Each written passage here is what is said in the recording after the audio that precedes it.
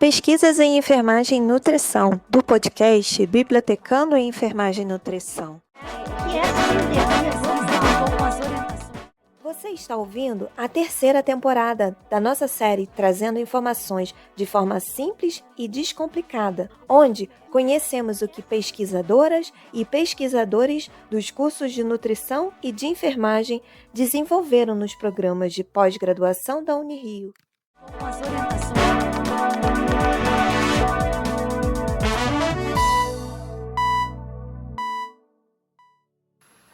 Olá, sejam bem-vindos a mais um podcast Bibliotecando em Enfermagem e Nutrição. Nesse episódio, com mais uma entrevista. Eu sou a Rosileide Ribeiro e o autor a ser entrevistado dessa vez é o Aldir da Silva Júnior. Hoje, falaremos sobre a pesquisa desenvolvida pelo Aldir e o título da tese é Validação de um aplicativo para otimização do cuidado durante o transporte aeromédico. Essa pesquisa de doutorado contou com a orientação do professor Carlos Roberto Lira da Silva, juntamente com o programa de pós-graduação Doutorado em Enfermagem e Biociências.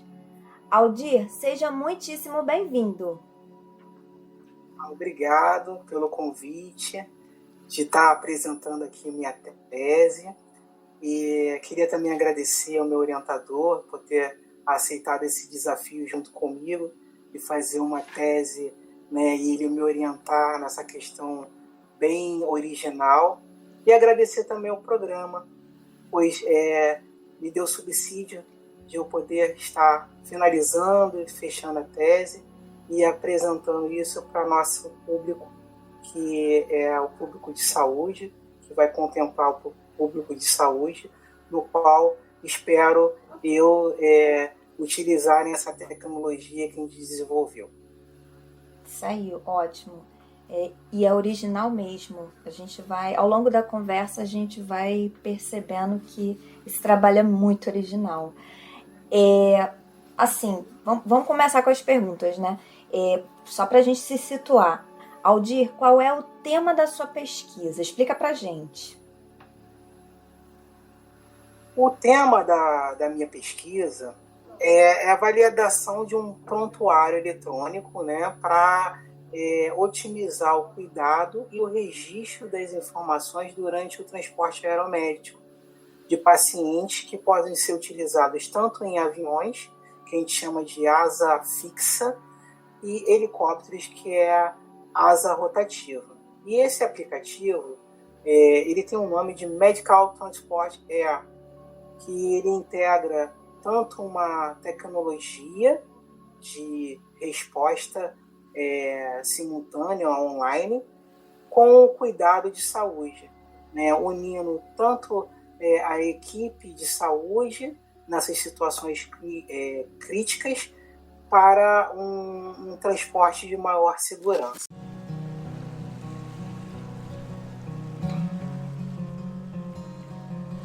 Porque você fala sobre a asa fixa e a asa rotativa, e às vezes a gente não tem muita dimensão, né, do que é esse tipo de transporte aeromédico. Você poderia explicar um pouquinho mais para a gente ter uma noção desse tipo de aeronave? Sim, a asa rotativa, que a gente chama de helicóptero, é composta por uma aeronave que ela tem o curso dela, a projeção dela é vertical, no qual você tem um rotor principal que é composto por uma hélice rotatória, né, que é composta por várias pás, que é fixada num disco. E esse disco ele se movimenta para frente, para trás, para a esquerda, para a direita, que vai dando o direcionamento desse helicóptero. Então, ele faz essa projeção para frente ou para trás, então o helicóptero caminha para frente, para trás, para o lado, para o outro. E ele trabalha com a sustentação da rotação desse motor principal. Esse ventilador, né, vamos falar assim simples, que impulsiona o ar para baixo e faz com que essa aeronave decolle em forma vertical. Já a asa fixa, que é o avião, ele trabalha com a aerodinâmica. O que a aerodinâmica faz? Faz com que, quando você atinge uma velocidade de empuxo, né, você tem uma força aplicada por um motor ou uma turbina que impulsiona essa aeronave para frente, no qual essa aerodinâmica faz com que ele se sustente no ar através dessa velocidade. Tanto que a asa fixa, que é composta pelo avião, ela é composta por duas asas que tem os flaps, que eles movimentam para cima e para baixo, que faz com que essa aeronave suba ou desça. E mesmo que perca a função dos motores, ela é sustentada pela aerodinâmica dessa asa, no qual o vento passa por ela, corta esse vento pela asa e faz um movimento aerodinâmico que sustente ela no ar. Mas isso depende de velocidade. Então, conforme vai perdendo a velocidade, vai perdendo essa sustentação. Por isso que numa questão emergencial, um piloto de asa fixa, ele procura logo um local de pouso para ele pousar, porque ele tem um tempo ali sem motor para ele pousar a aeronave. Diferente da asa rotativa, que se perder o motor principal, a aeronave cai de maneira vertical ao solo. Não, é interessante você falar sobre isso, porque a gente está falando de aeronave, mas na cabeça da gente, do senso comum, a gente pensa logo aeronave, avião. O avião ele só vai para frente e o helicóptero ele tem essa possibilidade, né, de se vai para frente, vem para trás. E aí, de acordo com a necessidade de socorrer alguém, né, chegar num lugar de dificuldade, com difícil acesso, o helicóptero ele consegue fazer isso, consegue corresponder a essa necessidade, né? Então vamos lá, Aldir, você fala uma parte da sua tese, você faz esse remonte histórico, né, sobre esse tipo de atendimento de vítimas, atendimento em lugares, né, de difícil acesso, e você fala sobre os primeiros resgates desse tipo. Eu achei tão interessante. Você pode falar um pouquinho pra gente como é que foi essa história? Assim, é bem interessante porque a situação de emergência provém de guerras. Então, a evolução do atendimento de emergência vem sempre em períodos de guerras, onde você tem muitos feridos e você precisa atendê-los eles de maneira ordenada, sistematizada, para que você não tenha baixas. E aí, nesses movimentos de guerra, né, uma importante guerra que teve, Crimeia, enfim, foi utilizado a utilização do uso do balão. O balão ele era um veículo na época no qual você aquecia aquele ar, né, e o balão subia e ia conforme as correntes dos ventos, né, até a chegada no local.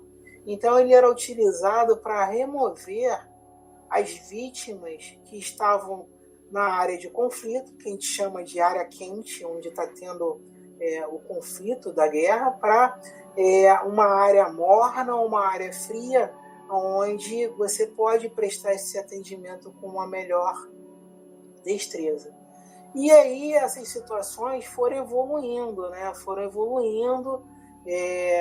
Nós tivemos na Primeira Guerra, finalzinho da Primeira Guerra Mundial, nós tivemos a utilização do avião como transporte de paciente, né?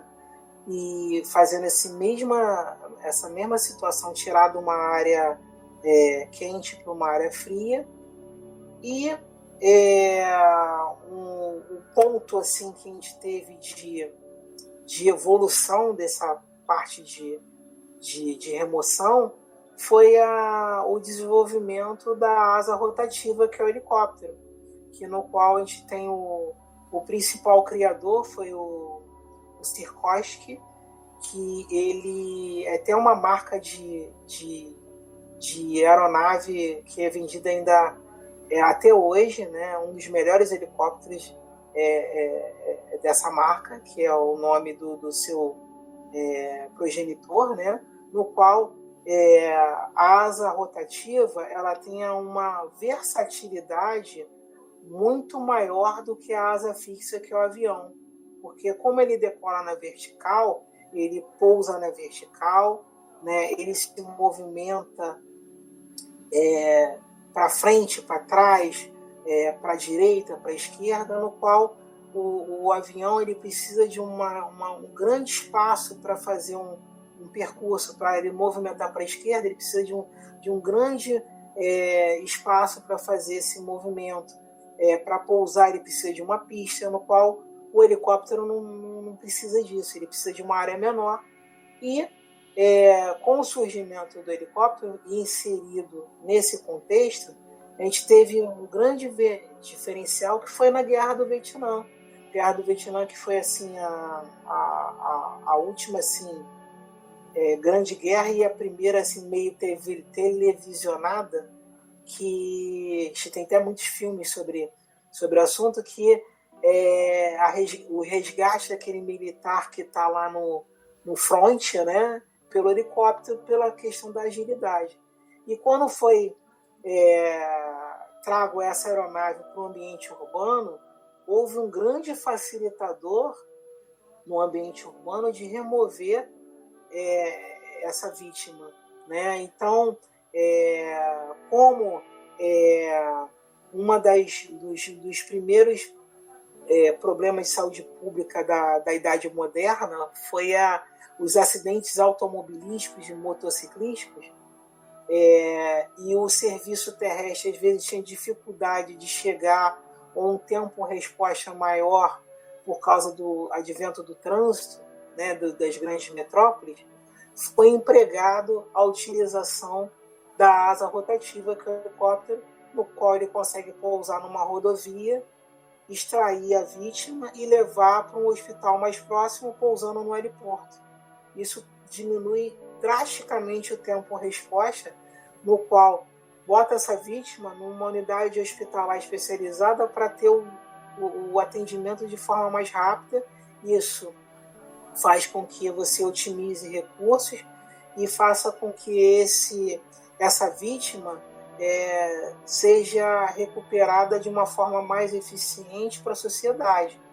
Porque o acidente automobilístico ele pega uma faixa etária muito produtiva, né? Dos 20 até os 40 anos, a taxa de incidência é alta.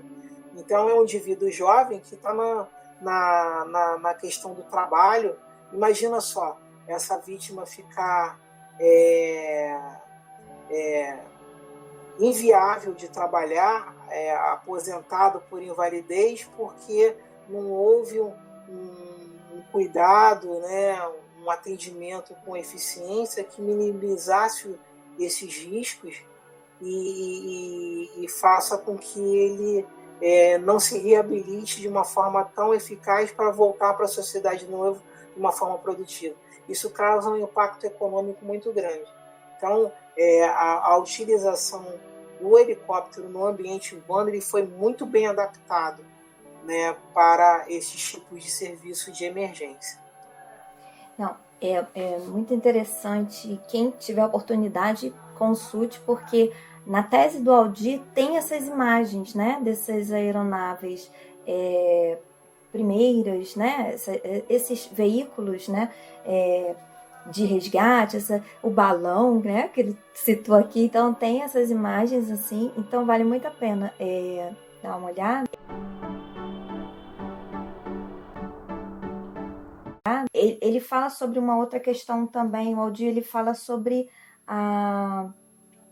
o tempo de resgate, né? Então, assim, em algum momento você fala sobre as etapas do tempo-resposta da equipe de saúde, né, para o atendimento dessas vítimas.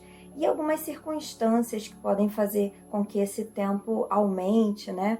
Você pode comentar um pouco a esse respeito? Sim, nosso país é um país continental. Então, a gente tem uma grande faixa de terra, no qual nós temos vários estados, uns mais estruturados, outros menos estruturados.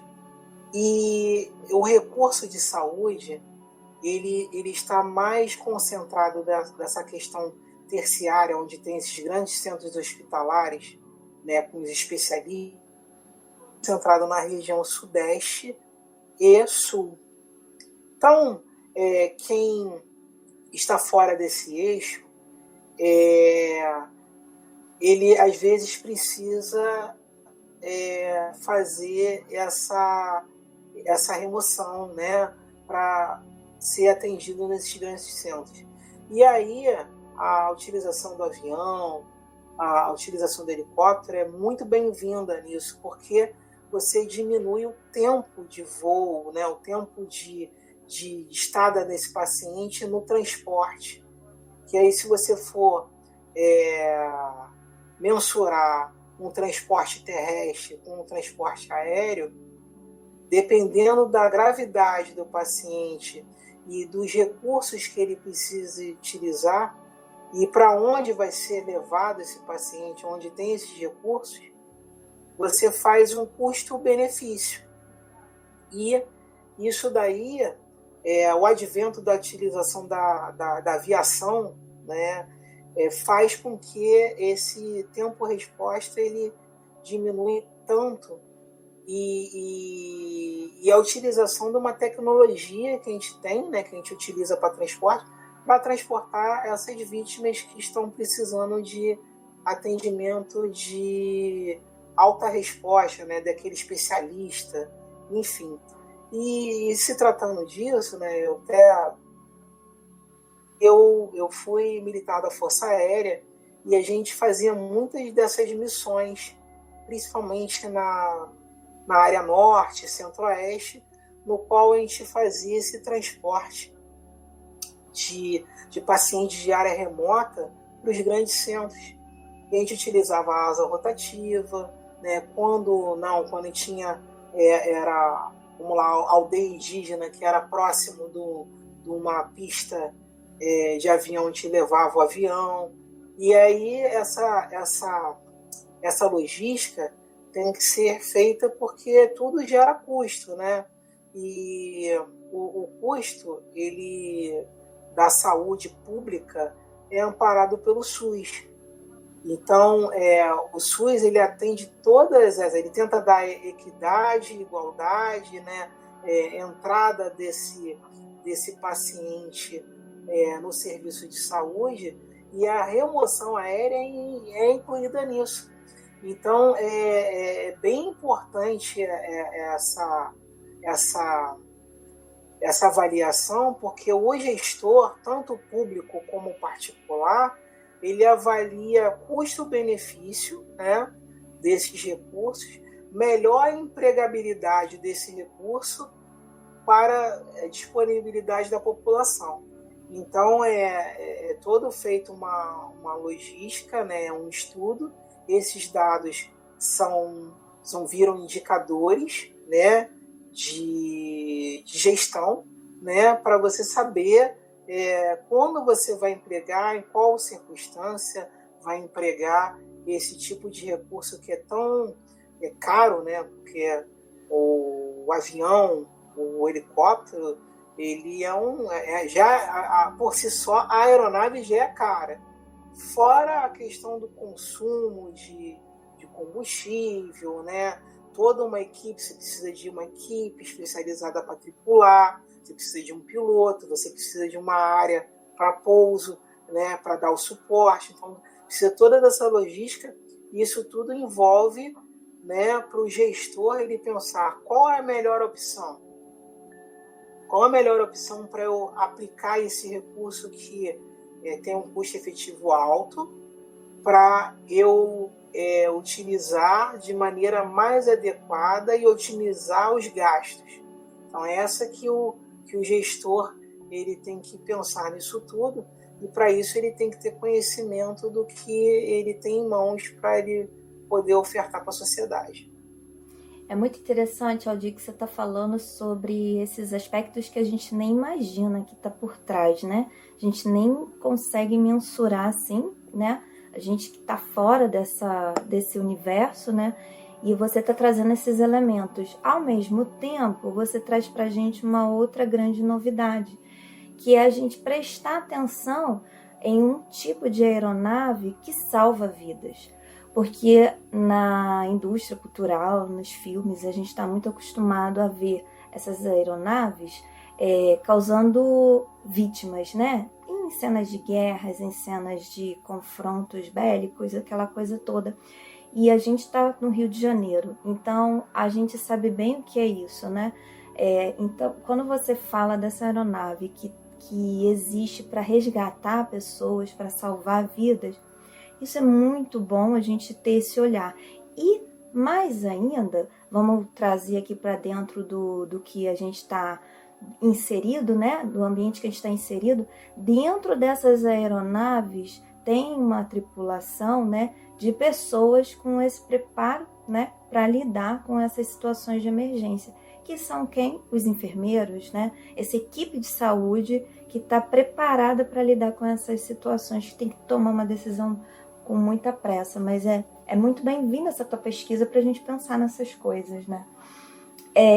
Ainda muita curiosidade sobre essa questão das aeronaves, né? Então, teve uns termos na tua tese que chamou a atenção.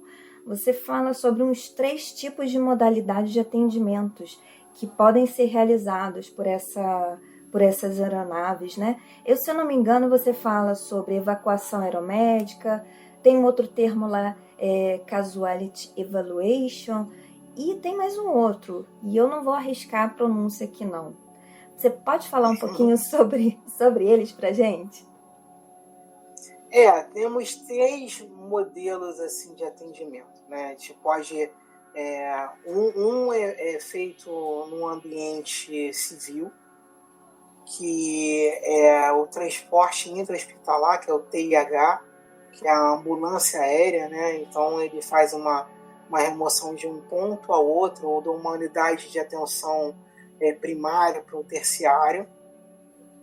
Nós temos o Medivac, que é o serviço de resgate ou remoção de vítimas de um ponto para outro, né? Pode ser numa situação de guerra ou não. E temos o Casevac, que é a aeronave que ela é tripulada por combatentes e militares de saúde que também assumem essa função de combatente. Então é uma aeronave que ela é equipada com armamento para responder fogo, né? Então está numa situação de guerra que ela pode ser alvejada, ela responde fogo mesmo tendo tripulação de saúde dentro da aeronave.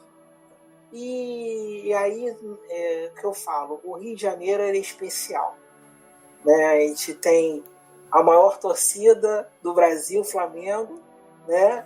A gente tem todo o cenário de adversidade que o Rio de Janeiro tem. Nós temos uma guerra urbana já há bastante tempo, e nós temos uma polícia militar e civil que trabalha com aeronave, né?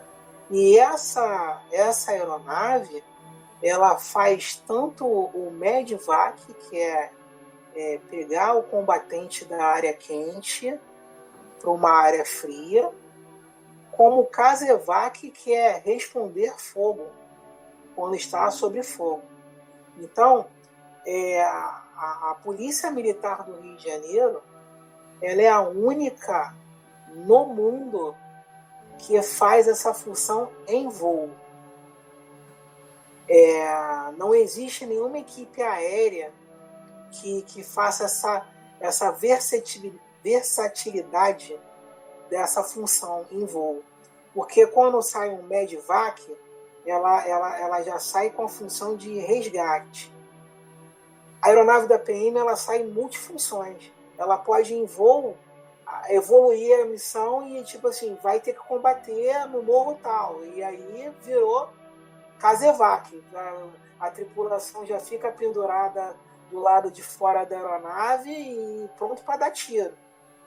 Mas também para resgatar, também resgata e leva a vítima que tiver ali para levar.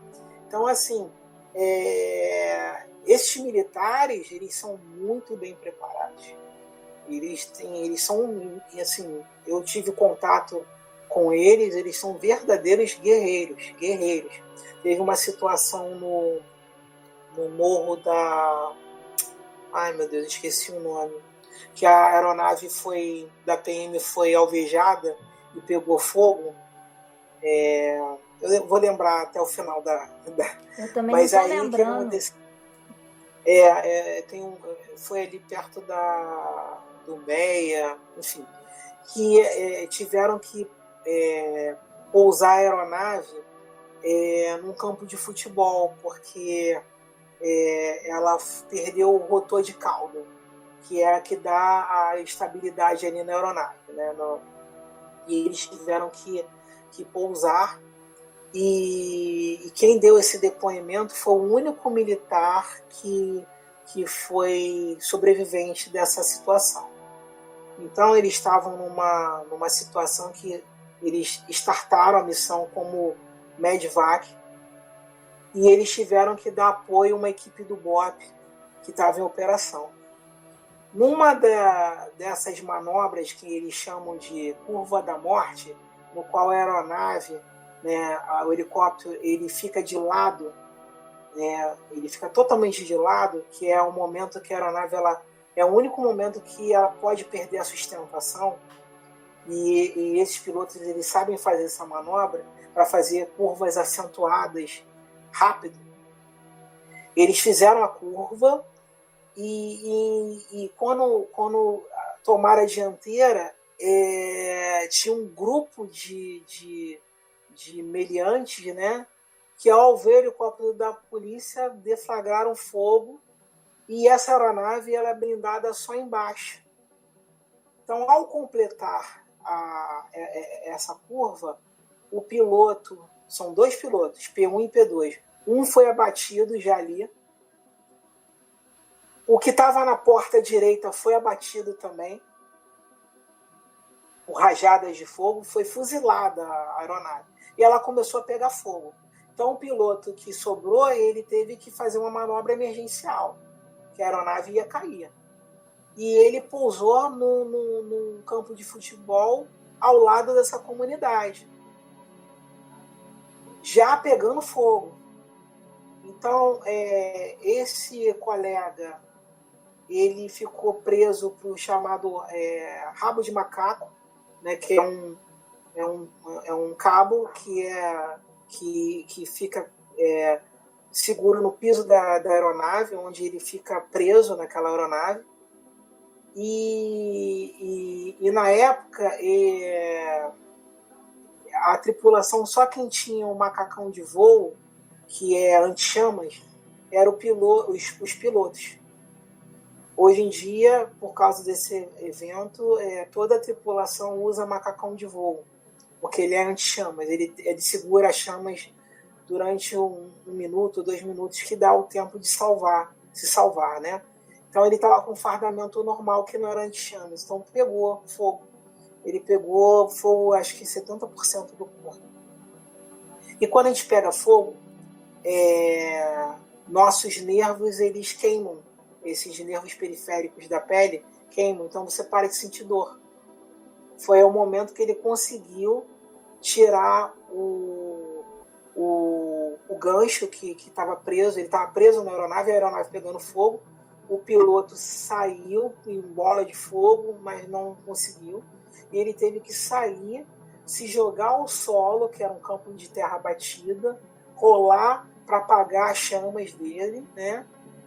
Só que além disso, ele teve que se camuflar porque eles estavam vindo para matar quem tivesse na aeronave.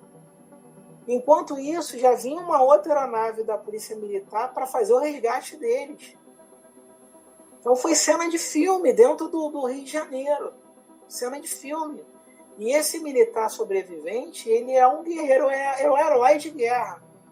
E assim, no depoimento dele, muito emocionado, ele fala assim, a corporação queria até aposentar ele, porque, enfim, ele teve toda essa circunstância, ele foi queimado mais de 60% do corpo e tal. Ele falou, pelo amor de Deus, não me tire da operação aérea, porque eu vou surtar em casa. Eu vivo isso aqui. Hoje em dia ele voltou para a corporação, claro que uma função mais de mentor, né? Porque ele tem uma experiência brutal em situações de guerra, né? Nessas situações operacionais, e ele é um herói vivo, né? Mostrando todos da equipe dele morreram nessa só foi o único sobrevivente, entendeu? Então assim, Deus não quis que ele morresse, porque ele fatalmente as circunstâncias. Então assim, o Rio de Janeiro, ele é especial porque ele tem várias adversidades, né? Então a gente não estamos lá na guerra da Rússia, né, com a Ucrânia, mas a gente tem a nossa guerra aqui, né? E assim, a nossa guerra do Rio de Janeiro é diferente da guerra de São Paulo. A aeronave de São Paulo não faz as incursões que o Rio de Janeiro faz, né? Nenhuma aeronave no Brasil faz esses tipos de incursão que a aeronave do Rio de Janeiro faz.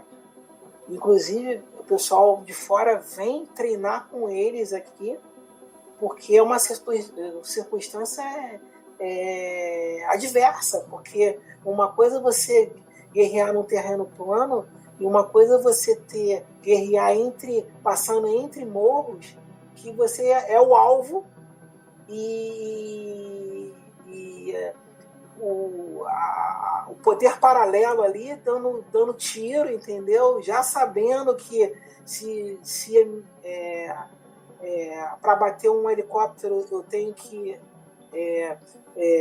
atirar no rotor de cauda para cair ele, entendeu? Então assim, e o piloto ele tem que ter essa versatilidade de ele fazer sempre movimentos de zigue-zague para ficar difícil o atirador conseguir atirar na aeronave, e esse movimento ali. Então assim, eu falo com empolgação, mas é triste, porque é uma situação de guerra, uma situação de guerra que eles estão ali, né? Às vezes a opinião pública cai muito em cima deles, mas assim, poxa, eu tenho família, pô, se eu fosse tripular numa situação dessa, é complicado você ter um emocional, tipo assim, como é que eu vou voltar para casa?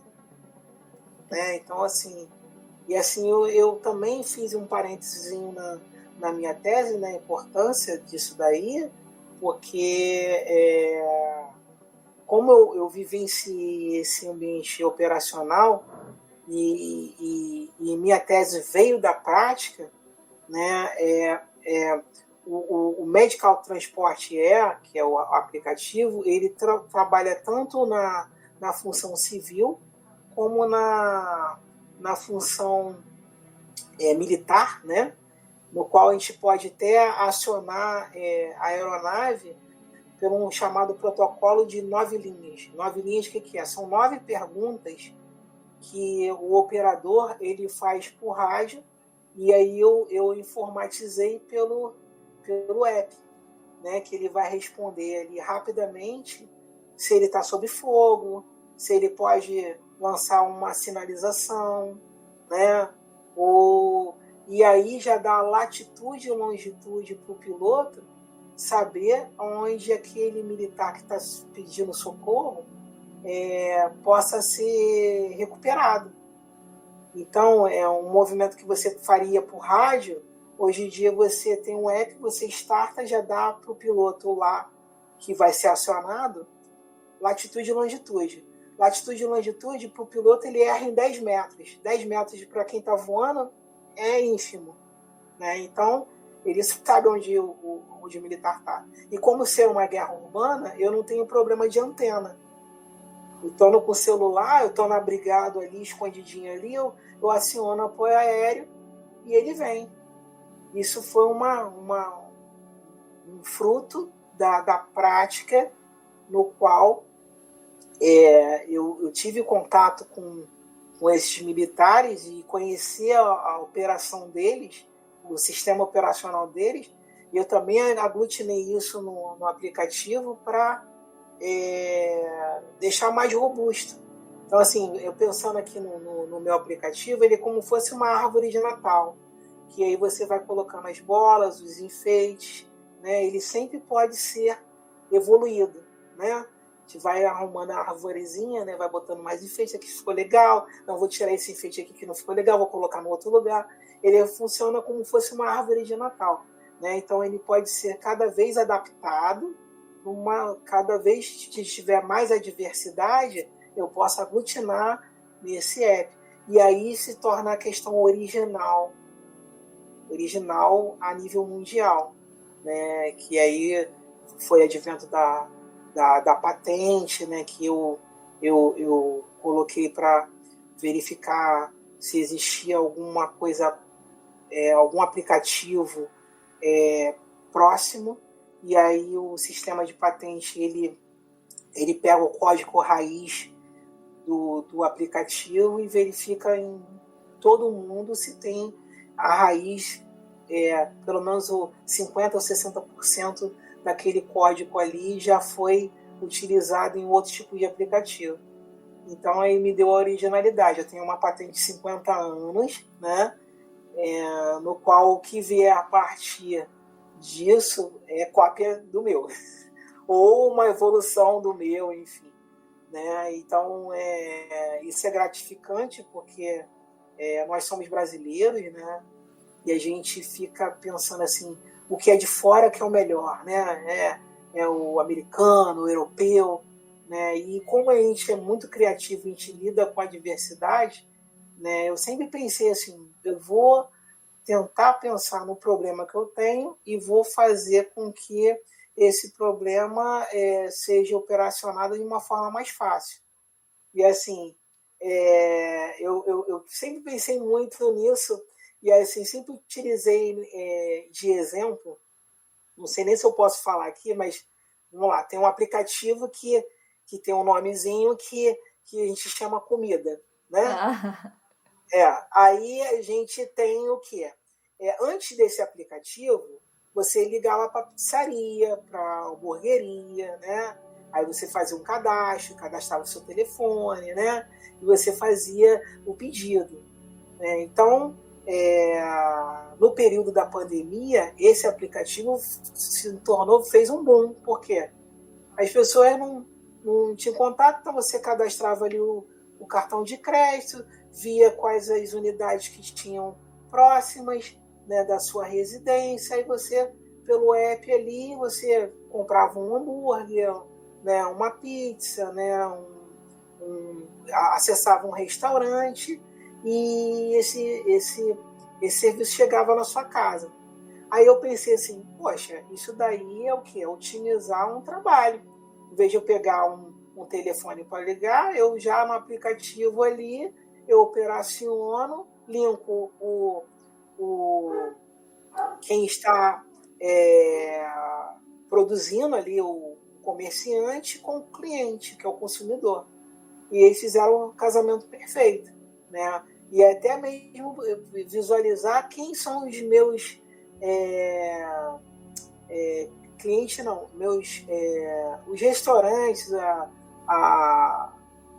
as lojas que tem próximo a mim, né, num raio de ação. Eu consigo visualizar isso daí. Então, eu pensando nisso, falei, não, eu tenho que otimizar o meu trabalho. Eu tenho isso aqui de problema, né? Eu tenho um problema que na operação aérea, o destino não saber o que está acontecendo durante esse transporte.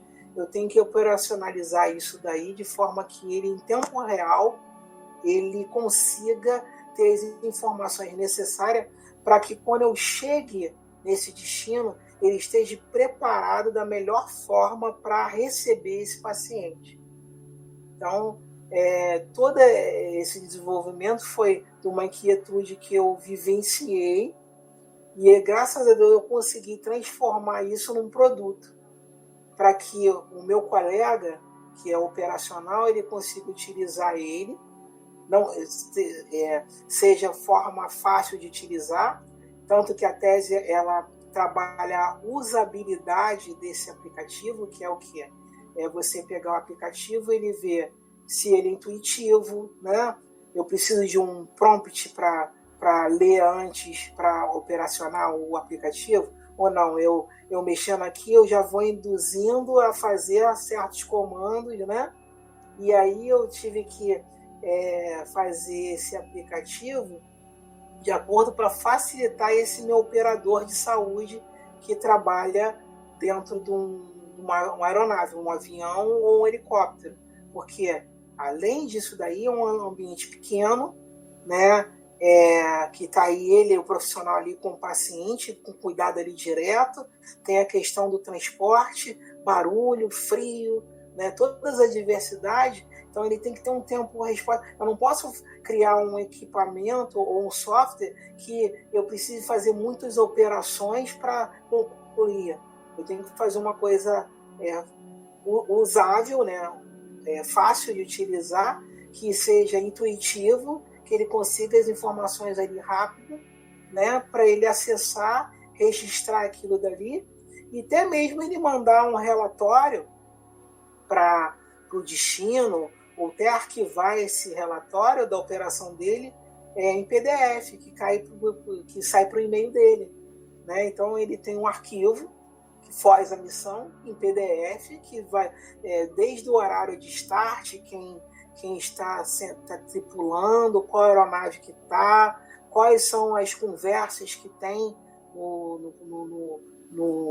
no item lá de conversa online, você conversa com o seu destino, fala do paciente, você pode aprazar a medicação, né, checar essa medicação, né, e mesmo assim, você checando os horários, se eu viajar a grandes distâncias onde que tem a mudança de fuso, eu tenho uma inteligência artificial que trabalha com hora Zulu, que faz com que o horário local ele seja automaticamente atualizado, e aí quando sair no relatório final para o destino, ele já saia no horário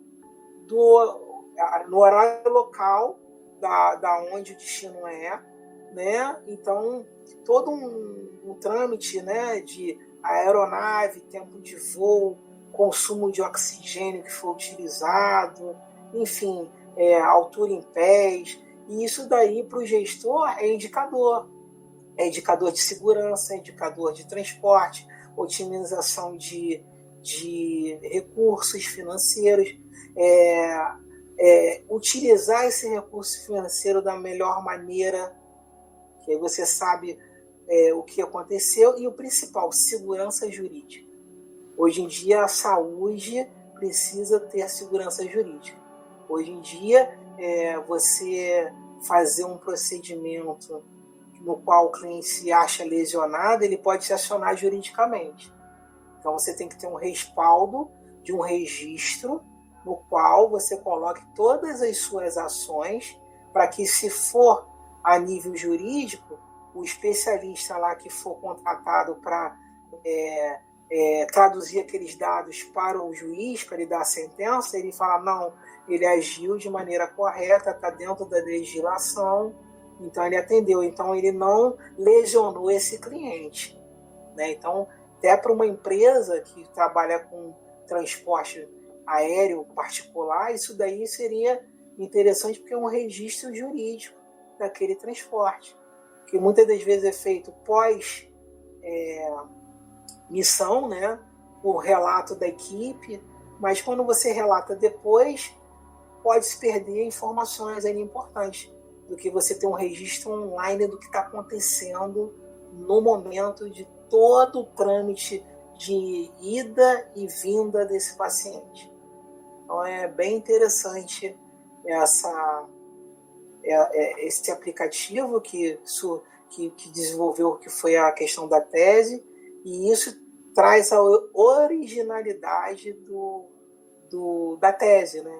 Que faz com que você tenha essas multifunções e multi-aplicabilidade para o serviço de saúde.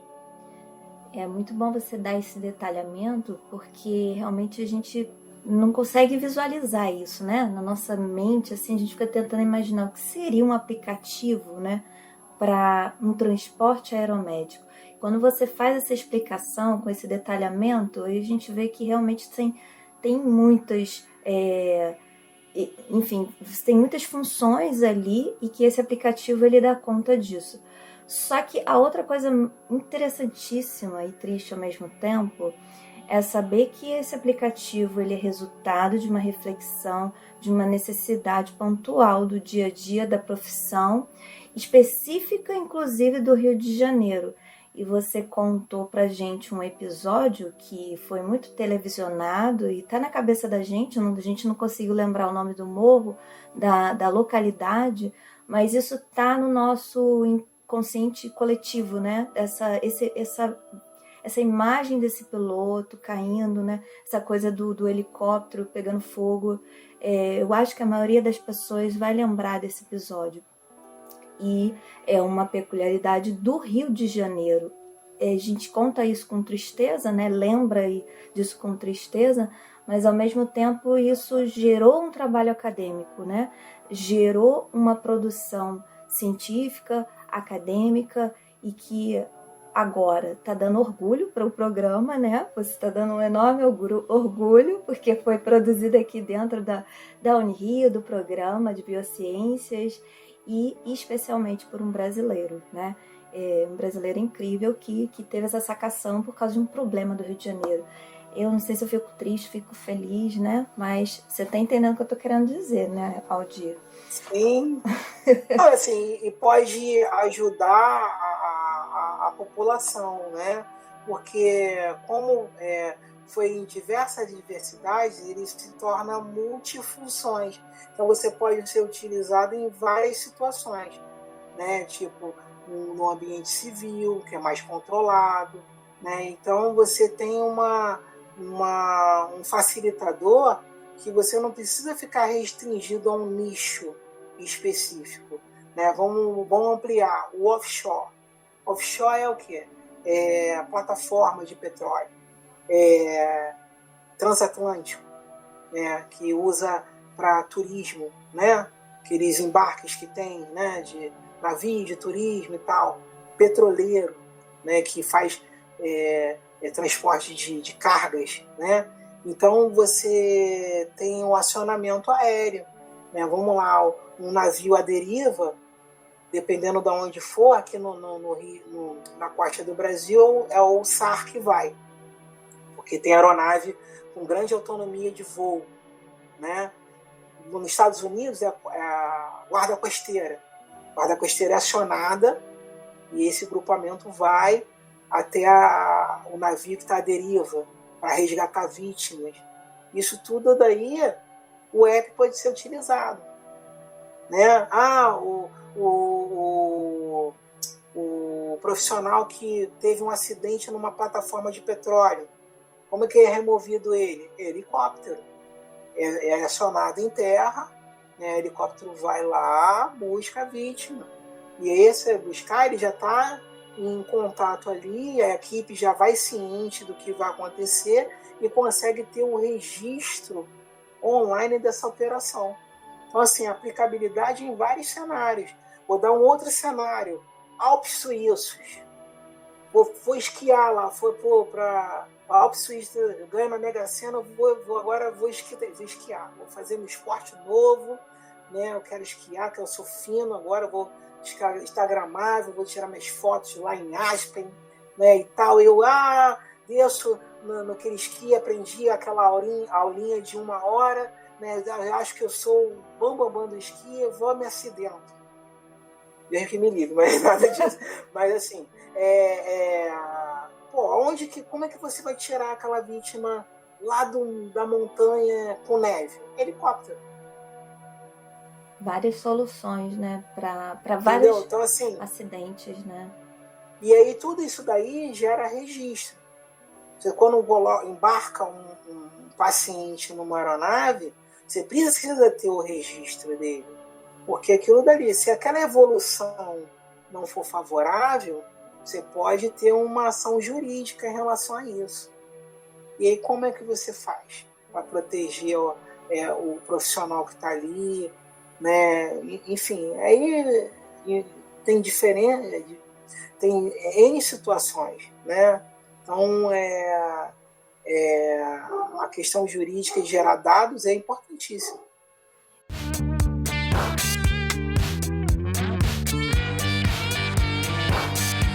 Fala pra gente, pro público leigo, né?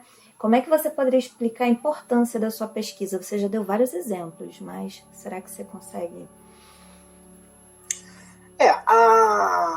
Como veio da prática, né? Então a gente tem essas diversas situações que a gente pode aplicar. E aí você pode aplicar em qualquer cenário do mundo. Né? Esse é o legal do aplicativo, e como eu falei, como ele pensando assim, uma árvore de Natal, né, você pode evoluir ele para uma sincronia entre o terrestre e o aéreo, tipo o serviço de ambulância terrestre com a ambulância aérea, fazer esse link, que às vezes tem situações que você precisa que chegue a ambulância trazendo o paciente, ou aquela ambulância ela vai até o ponto de encontro que a aeronave vai pousar e vai levar para o hospital de destino. Vou dar uma situação que aconteceu comigo, no qual foi um transporte particular que a gente fez, que foi um paciente que ele estava na Cidade do Aço, que é... Volta Redonda? Volta Redonda, né? Ele era um paciente cardiológico grave e ele foi para o INCOR. Então, para ele ir de ambulância para São Paulo, no mínimo aí 5 horas, 6 horas de viagem. Para um paciente cardiopata grave, isso é complicado, é muito risco, né? Então, ele, como disponibilizava de recursos financeiros, ele contratou um serviço de ambulância aérea. E a gente foi startado para fazer essa missão. Então, a gente saiu do Rio de Janeiro, do heliporto ali na Barra, fomos até a Volta Redonda e pousamos no estádio do Volta Redonda. Quando a gente chegou no estádio, já tinha uma ambulância nos aguardando, no qual a gente tripulou essa ambulância e fomos até o hospital onde esse cliente estava. Por quê? A aeronave não podia pousar no hospital porque não tinha heliporto. Aí olha o link do aéreo com o terrestre. Aí chegamos lá, né, reavaliamos esse cliente, né, e o médico que estava comigo, ele era muito experiente, cardiologista e tal, e ele falou assim, não, vamos levar. Enfim, e aí a gente demorou um tempo, porque a gente precisou reavaliar todo ele, eu tive que fazer alguns procedimentos para preparar ele para o transporte, né? E levamos ele porque o piloto tinha falado para a gente assim, olha só, a gente tem uma janela de tempo aí de 1 hora, 2 horas, porque estava um clima ruim lá, de chuva em São Paulo. Mas a gente conseguiu trabalhar, a gente tripulou ele na aeronave e fomos para São Paulo. Chegamos lá no INCOR, esse paciente era paciente de um médico renomado aqui na nível de Brasil, não sei se eu posso falar o nome, mas ele é renomado, cardiologista top, ele é o cara da cardiologia, cirurgião cardíaco top lá. E quem recepcionou ele foi a rotina dele, porque ele estava aguardando, e por causa desse delay de tempo que a gente demorou para esse transporte, que durou 2 horas e meia de voo, ele teve que se ausentar, então ele deixou uma colega dele respondendo para receber esse paciente. E a primeira coisa que ela falou foi engraçada. Ela falou assim: estou muito feliz de vocês terem chegado com esse paciente, que eu ganhei a aposta. Aí o médico que estava comigo, ele falou assim: mas que aposta? Então, como é um paciente grave, a gente acionou 5 empresas que fazem transporte aéreo, ninguém aceitou pela gravidade desse paciente. E vocês foram o único a aceitar e trouxeram ele aqui, ó, tranquilo, estável, redondo e tal. Aí esse meu colega falou assim: não, mas a gente é da Força Aérea, a gente é altamente treinado, então a gente lida com adversidades extremas, entendeu? Assim, claro que se não tivesse condições de transporte, eu não transportaria, mas como a gente é muito habilitado, a gente lida com muitas situações, a gente falou: não, vamos levar. Aí a médica falou assim: Iba, ganhei a aposta, ganhei de todo mundo, só eu que apostei que vocês iam chegar aqui, vocês chegaram, enfim. Brincadeiras à parte, enfim, mas assim, para você ver a diversidade e a importância da questão do transporte, da avaliação, que existe um momento para ser transportado, nem em todos os momentos você pode acionar uma equipe aérea, porque tudo tem custo, né? E também efetividade. Não adianta eu transportar para morrer em voo. Não tem lógica. Até porque é um recurso financeiro altíssimo. Eu tenho que transportar para poder salvar. Dar condições para que aquele paciente tenha condições de sobreviver. Entendeu? Então, assim, toda essa operação é utilizada e, assim, esse desenvolvimento do app, ele propiciou a ser utilizado em vários cenários. Então, assim, eu posso... desculpa a humildade de você poder reportar isso a nível mundial. Eu posso colocar em qualquer tipo de cenário, né? Que você vai ter o operador lá que vai tripular uma aeronave e vai fazer o resgate, enfim, o transporte intra-hospitalar, né? O transporte de guerra. Né? Então, assim, ele é bem versátil. Isso que traz a originalidade, né?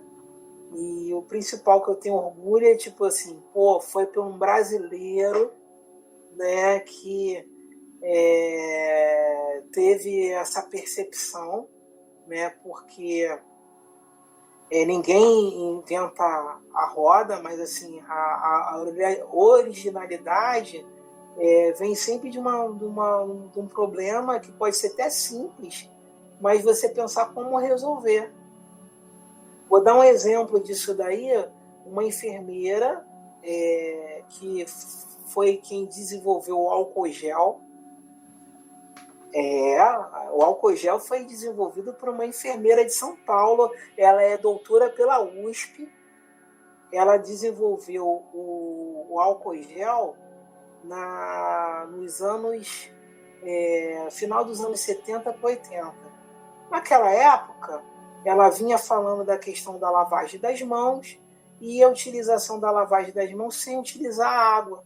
Então, você com a mão limpa, você fazia a higienização com álcool. Ela conseguiu transformar o álcool líquido em gel, né, para que você tivesse menos desperdício, né, e utilizasse aquele álcool ali de uma maneira mais rápida de você lavar as mãos, até num cenário que você não tenha água fluente. Às vezes você tem um local que você não tem um local para lavar a mão. E a lavagem das mãos é um importante procedimento para não contaminação de paciente, né? Transmissão, a mão passa a ser um veículo de transmissão, né? Quando ela não está higienizada. E aí passa um tempo, vem a pandemia, e aí o consumo de álcool gel foi a estratosfera no mundo. Quem desenvolveu foi uma brasileira de São Paulo, que se fez o doutorado na USP. E aí? São essas pessoas que a gente não tem o conhecimento. E assim, conforme eu já tinha até conversado com você, Rose, o podcast que você está transformando, você está dando voz a essas teses, isso é importante para a gente ter conhecimento da nossa história, né? Que a gente passa a ser a história, a gente faz um produto e a gente passa a ser uma história numa linha do tempo. E um povo que não conhece a sua história, ele não tem identidade, ele não tem uma projeção a nível futuro. Então a gente tem que conhecer a nossa história, valorizar a nossa história para a gente caminhar. E quando a gente não nos valoriza, quem vai nos valorizar? A gente fala assim, pô, o estrangeiro valoriza a gente pra caramba, mas nós mesmos não nos valorizamos, né? E assim, o brasileiro ele é muito criativo. Eu brinco assim, o enfermeiro do Brasil, se der para ele um esparadrapo, ele monta uma casa com esparadrapo. A brincadeira, né? Porque a gente faz coisa do arco da velha, né? A gente improvisa, entendeu? E tal, porque a gente consegue utilizar a criatividade com poucos recursos. Diferente de um cenário que você tem um recurso tecnológico desbanjar e aí você não tem criatividade para lidar com situações adversas. É sensacional você trazer esses episódios, né? E esses casos de ineditismo, né? Do trabalhar com o pouco e com situações de adversidade e conseguir fazer coisas maravilhosas. Olha, tô aqui imaginando aí, eu espero que a enfermeira tenha... Se bem que na década de 80 já tinha essa prática do patenteamento, né? Não sei, eu acho que sim, né? Não, ela patenteou, sim, ela patenteou. Ai, que bom. Ela era visionária, Mas é o que eu tô falando, olha o tempo que levou para dar o boom. Exatamente. Né? Que teve uma questão mundial que aí aquele produto se tornou ouro. Né? Então, assim, e assim, até vou abrir um parênteses aqui, falar com meus colegas que estão fazendo doutorado e estão trazendo produtos, né, novos, que façam esse produto de patente, porque é muito importante, porque é o seguinte, eu acho que a coisa mais decepcionante é aquilo dali, você ter a sua ideia original e aquela ideia ser copiada e você ver aquela ideia ser colocada em prática, às vezes até de maneira errônea, não com aquela essência que você fez aquele produto, por uma questão técnica de um certificado, né, que a patente certifica que aquele produto é seu. A partir dali, todo mundo que fizer uma coisa parecida não é original, a partir de você. Então é isso. A gente já perdeu várias situações, tipo, até na farmácia, plantas medicinais da Amazônia, que o pessoal vem aqui e estuda, a planta é nossa, patentia aquele produto e vende o produto já faturado, né? Produto final, e a gente compra com valores altíssimos, que o produto é nosso, a substância extraída da planta é nossa, porque não patenteou, entendeu? Aí, às vezes eu falo... Então, assim, eu falo assim para os meus colegas, não guardem a sua tese na gaveta. Você pode pensar que às vezes não tem impacto, mas para alguma pessoa vai ter um impacto muito importante. Então, reforço de novo, a estratégia que vocês estão desenvolvendo através da biblioteca da Unirio, de potencializar essa questão de dar visibilidade, voz aos autores das teses, né? Isso é importante para a gente entender que nós fazemos produtos, né? Pô, defender uma tese não é fácil, É todo um recurso metodológico que você tem que cumprir, etapas, né? E aí, assim, você pode ter um olhar de um objeto, né? Mas você tem vários tipos de olhares ali sobre aquele mesmo objeto. Então, isso que enriquece, entendeu? Eu pensei nisso daqui, mas pode vir um colega posterior a mim que vai pensar em outra situação e evoluir. O negócio é evoluir, né? E aí, para isso, a gente tem que dar voz, a gente tem que absorver, e isso eu deixo um parênteses para os jovens que estão chegando aí, né, na profissões, né, e tal, de fomentar do que é o mais novo, porque quem traz uma tese é o que está trazendo o mais novo no mercado, né? Então, e pensar o seguinte, o que você tiver de ideia, não precisa fazer uma tese para patentear, você pode patentear. Entendeu? Vou dar um outro exemplo. O gelco, que é um produto que a gente utiliza para funcionar veias, né? Pegar acesso venoso. É uma agulha que é encapada com um catéter de silicone ou material plástico, que a gente introduz esse material, esse plástico na veia, e a gente consegue uma permanência maior do que uma agulha dentro de uma veia. Isso daí foi desenvolvido pelo enfermeiro, mas ele perdeu a patente porque passou a ideia para o engenheiro. O engenheiro foi desenvolver e patenteou. Nossa. Bom, enfim, Entendeu? é uma riqueza muito grande que você está falando, Aldir, esses conselhos, né, para a vida prática acadêmica, porque a vida acadêmica ela tem a parte da teoria, né, tem a parte do desenvolvimento intelectual, né, das pesquisas, da busca, mas também tem essa parte prática de conseguir otimizar esses recursos que são produzidos dentro da universidade. Então, patentear é mais um processo também, né, de você publicizar esse desenvolvimento, essa criação, né? E também, assim, olha quando você cita na tese que foi uma criação original, no primeiro movimento eu pensei, nossa, como ele descobriu que isso foi original? A descoberta foi justamente na procura da patente, né? Em patentear. Que aí você descobre que é original e você descobre que aquilo que você já sabia que era importante, você descobre que ele é muito mais importante porque ele não foi pensado por outra pessoa. Então é sensacional isso, esse conselho para a juventude que está chegando aí, né? E pensar que as ideias, né, é tudo que é produzido com as redes sociais, às vezes, né, isso de alguma maneira se divulga, só que aí se divulga antes de registrar, antes de oficializar que foi uma criação sua, né? Então, assim, ter esse cuidado, esse conselho que você dá para patentear, né, é muito importante.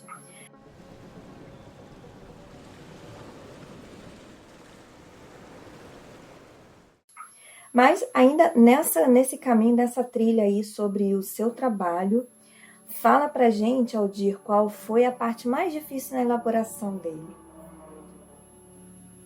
O mais difícil na elaboração foi linkar a questão de saúde com esse universo de TI. Até um dos professores que compuseram a minha tese, ele era de TI, ele falou assim, Aldir, o seu produto é híbrido, porque você fala de saúde, você é enfermeiro, mas tem todo um cunho tecnológico, né, que você conseguiu unir esses dois universos. Você não é profissional de TI, você não desenvolve software, mas você fez um trabalho conjunto com um técnico que desenvolve software e fez com que ele entendesse a tua ideia e conseguisse transformar essa ideia num produto real. Então, essa daí foi a maior dificuldade, porque aí você tem toda uma legislação, ISOs que você tem que fazer de de usabilidade, confiabilidade, né, do produto, né, registro, enfim, você tem várias etapas que você tem que cumprir, que é essa parte de TI, e até a minha metodologia foi uma metodologia que não é utilizada pelos profissionais de saúde, é utilizada por profissionais de TI, né? Mas, na verdade, é um produto para a saúde. Então, assim, essa foi a maior dificuldade minha, né? De unir esses dois mundos, né? Para a gente fazer esse produto, esse filho, que é a tese em si. Foi bem interessante. É bem legal mesmo.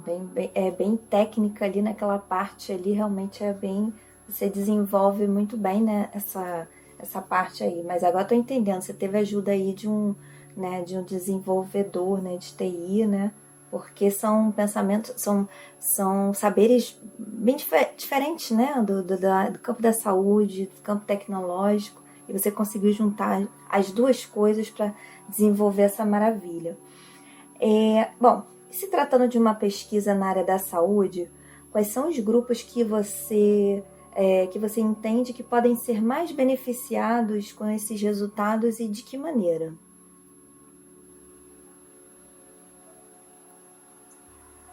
Primeiramente, é o paciente. Né? O paciente ele é que vai ser maior contemplado, e o profissional que trabalha junto com esse paciente. E, por fim, o gestor. O gestor, ele, com essa ferramenta, ele terá um planejamento, né, de gestão de recursos e aplicabilidade desse recurso de uma maneira mais consistente, porque esses dados que o app dá, ele gera indicadores de saúde que podem transformar isso em direcionamento de recursos. Então, assim, são esses três eixos: paciente, o profissional e o gestor de saúde. Entendi. E, assim, você já falou vários episódios, mas você teria alguma experiência, assim, bem marcante ao longo do que você foi desenvolvendo essa pesquisa, né, que você acha que vale a pena compartilhar com a gente? A experiência que eu tive foi durante o desenvolvimento. Eu testei esse aplicativo junto à Coordenação de Operações Especiais da PM, que é o COI, e o HFAG, que é o Hospital de Força Aérea do Galeão. Então, foi feito um simulado no qual foi simulado situações de empregabilidade desse aplicativo. Então, a aeronave da Polícia Militar foi acionada por esse aplicativo, né, o Medical Transport Air, que foi gerado duas situações. Uma, o militar abatido, né, ferido em combate, então ele é levado pela tropa numa área morna, e a gente aciona através do aplicativo a aeronave da PM. Então, foi feita na Ilha do Governador, a aeronave saiu de Niterói, em 8 minutos a aeronave já estava pousando para resgate desse militar.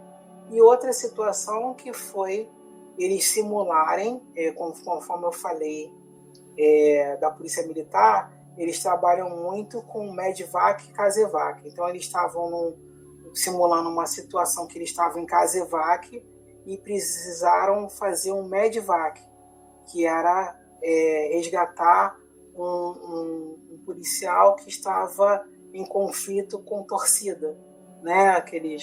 Torcida de jogo de futebol e tal, e aí ele foi apedrejado, enfim, simularam uma situação que ele precisava de uma remoção. Então, a aeronave estava em outra missão, empregada para uma missão sem ser essa, e ela é acionada através do app, e ela muda a configuração para resgatar esse militar. Então, todas essas duas situações foi feita com sucesso. O app respondeu muito claro, né? Gerou estatística. A corporação gostou muito da aplicabilidade dele, entendeu? Então, assim, foi um momento que foi bem prazeroso ver que a ideia funciona e o produto funciona na prática real. Deve ser bem legal mesmo, né? Essa uma simulação assim deve ser muito legal. Realização, né? Aldir, fala pra gente como é que você poderia resumir as conclusões de maior destaque dessa tua pesquisa. Vamos lá. Primeiramente, os resultados mostraram o seguinte, que o app ele conseguiu ser confiável, conseguiu ser seguro e eficiente, né, atingindo no maiores índices de verificação, tipo usabilidade, compatibilidade, desempenho, otimização do cuidado e registro, cerca de 98% deles positivo. Então, mostrou que é um app seguro, no qual você tem o registro das informações, você não tem bugs que travam o aplicativo, você consegue utilizar ele. Ele é um aplicativo leve, né, fácil de usar, manipular ele, né, e gera dados de forma rápida e consistente. Além de ser um produto que é criptografado de ponta a ponta, ou seja, igualzinho esses programas que a gente usa no celular para comunicação instantânea, né? Porque se for hackeado não consegue pegar os dados, que é um prontuário eletrônico, que a gente segue a lei de proteção de dados conforme está vigente, então a gente consegue proteger esses dados. Então, enfim, ele conseguiu se mostrar um produto eficaz, né, de fácil uso para o mercado ser absorvido. É muito bom mesmo. E fala pra gente qual que é o conselho que você daria para essa galera que ainda tá fazendo a sua pesquisa, nesse momento tá aí, ó, desesperado, sei lá, não sabe, tá com vontade de desistir. Qual que é o conselho que você daria para quem tá fazendo a sua dissertação, sua tese, seu TCC? Não desistir de fazer, porque é um período difícil, né? É um período difícil no qual de transformação, né? Porque é muito difícil você colocar as ideias no papel. Isso é muito difícil e é um momento que tem que passar, né? E a gente vai ter só clareza ao final. Depois que sai o produto, a gente, quando está naquele processo, a gente não entende, né? E quando termina, a gente começa a ler e fala assim, olha, caramba, é mesmo, agora estou entendendo o que eu fiz. Então, assim, o conselho que eu faço, que eu falo para todos os alunos e tal, não desista. É um processo duro, mas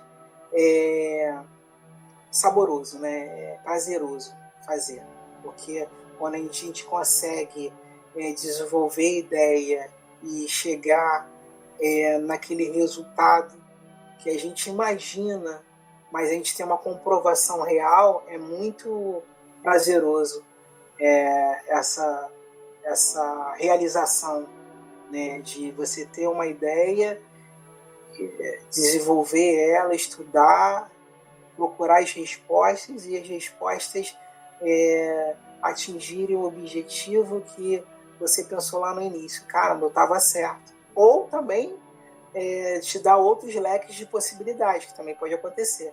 Mas, enfim, é muito prazeroso assim, desenvolver uma pesquisa.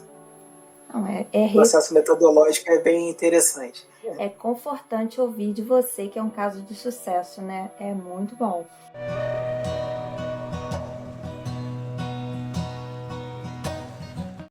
Mas aí agora sim a gente vai para a pergunta que Tô ansiosa para ouvir a resposta. Qual que é o futuro do aplicativo Medical Transport Air? O futuro, o que eu mais quero é o seguinte, que esse aplicativo, vou pensar aqui bem otimista, que seja utilizado, né, na questão da saúde, principalmente do ambiente aéreo, e a nível mundial, assim, porque ele atende um público bastante eclético, né? Eu já fiz numa versão em inglês para que não esteja dificuldade com línguas, né? Que se eu fizesse no português já estaria uma barreira, né? Então,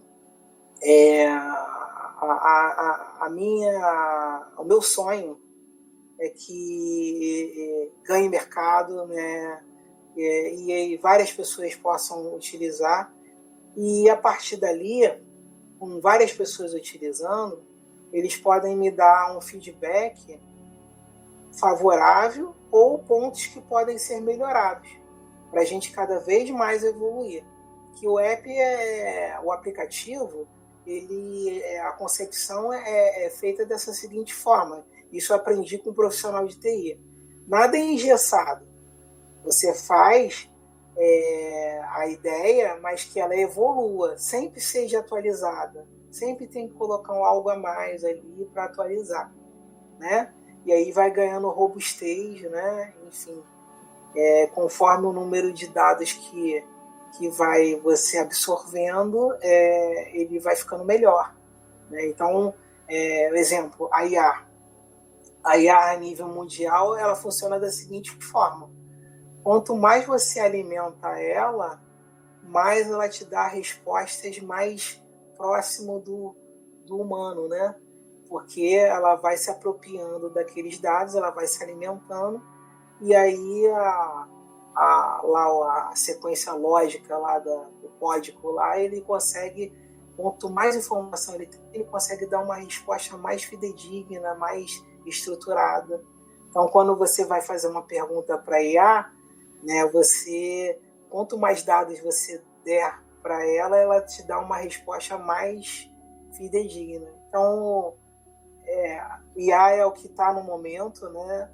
E os aplicativos vão evoluir, né? Então a evolução é isso daí, é você criar uma situação que você joga para o público geral, esse público vai se alimentar daquilo dali, vai retroalimentar para que ele fique cada vez mais usável, né? Mais utilizado. Então, assim, meu sonho é isso, de estar na mão aí de vários profissionais no mundo inteiro, né?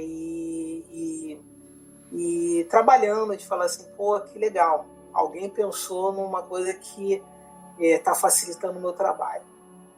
Daqui a pouquinho alguém tá falando do Aldir aí, em outra ocasião, tá contando a história do Aldir que criou esse aplicativo. É muito legal. Então, assim, esse é o futuro que eu também tô vendo para esse aplicativo. Fala pra gente, Aldir, você tem redes sociais que você gostaria de divulgar para as pessoas que estão ouvindo aqui essa conversa? Tenho sim, eu tenho o meu Instagram, né, que é Aldir_Júnior, e e-mail, que é o aldirsilvafab@gmail.com. Eu atendo por esses dois aplicativos aí para a interação com o público. Podem me enviar e-mail ou me chamar no Instagram. Tá bom?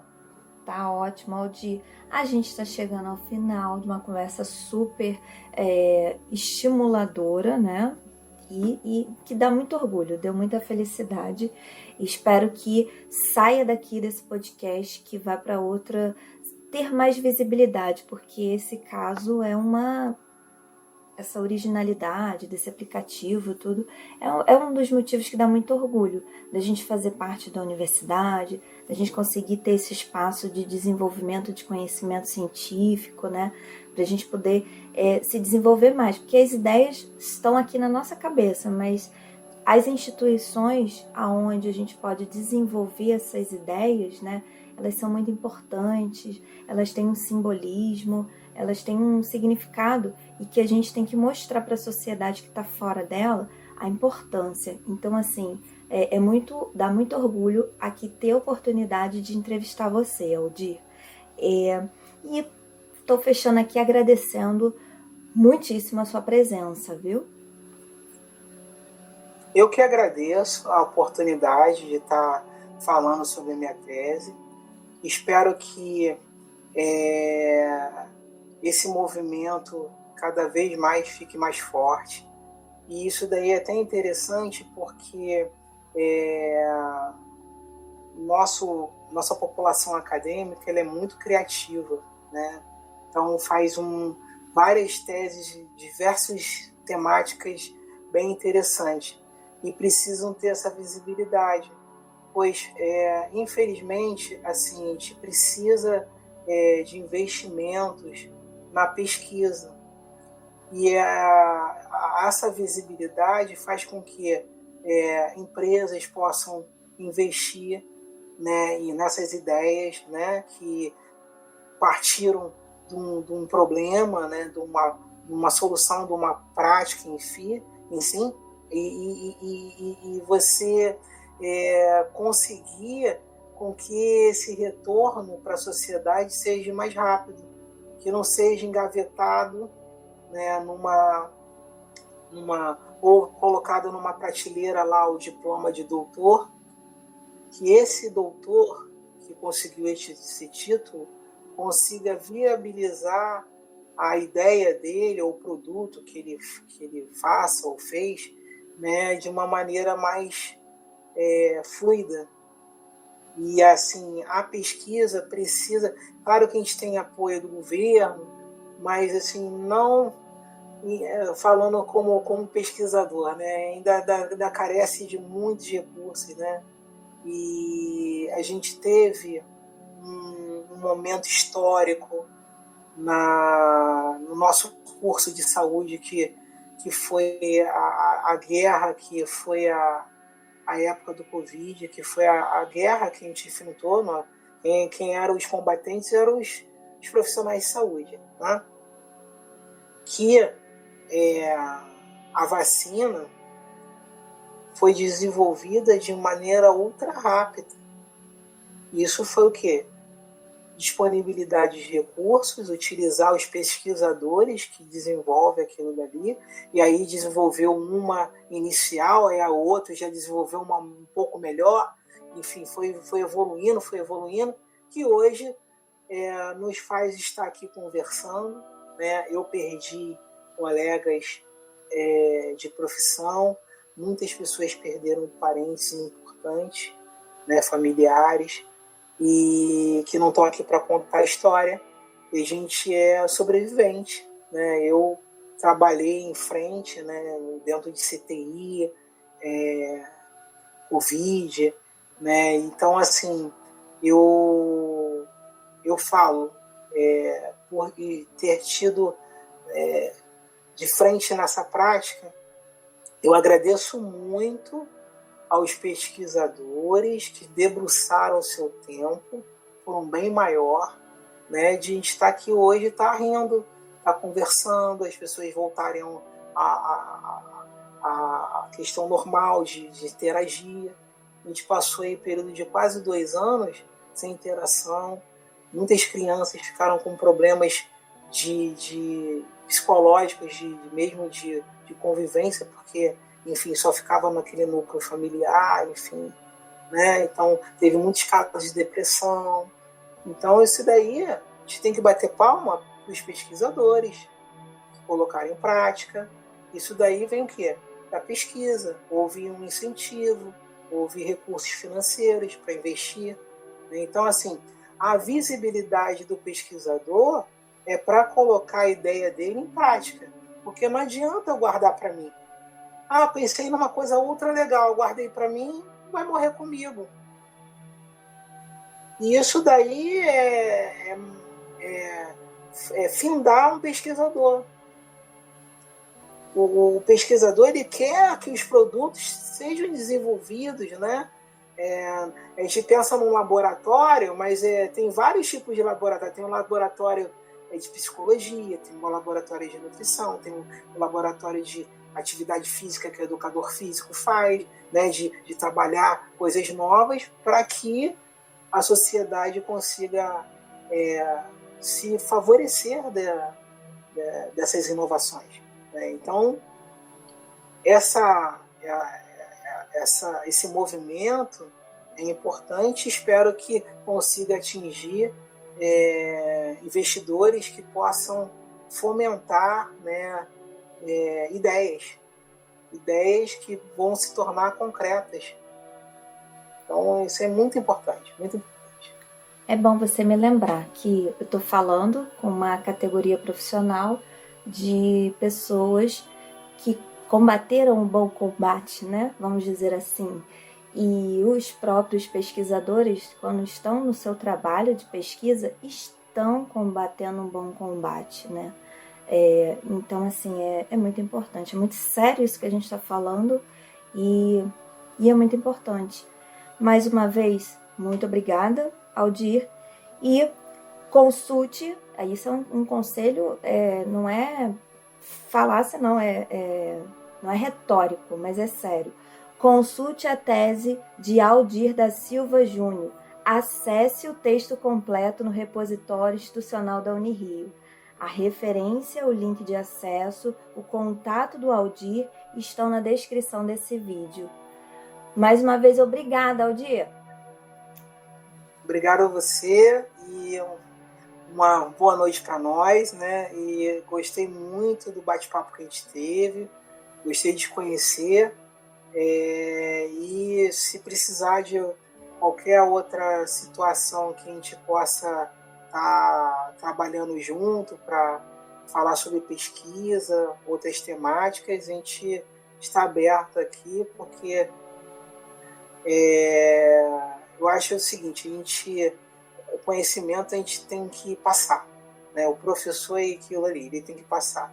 Então, nessa conversa aqui eu falei de várias situações que espero que quem esteja ouvindo possa se apropriar, né, e falar assim, nossa, que legal, não pensei nisso, enfim. E aí vai fomentando informações, né, informações que são informações, não são fake news, né?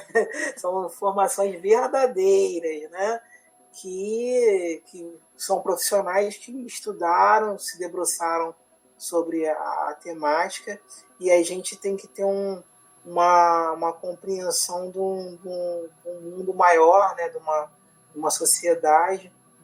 Então é hiper prazeroso tá falando. Se eu pudesse eu falaria mais horas, mas enfim, agradeço aí a oportunidade de estar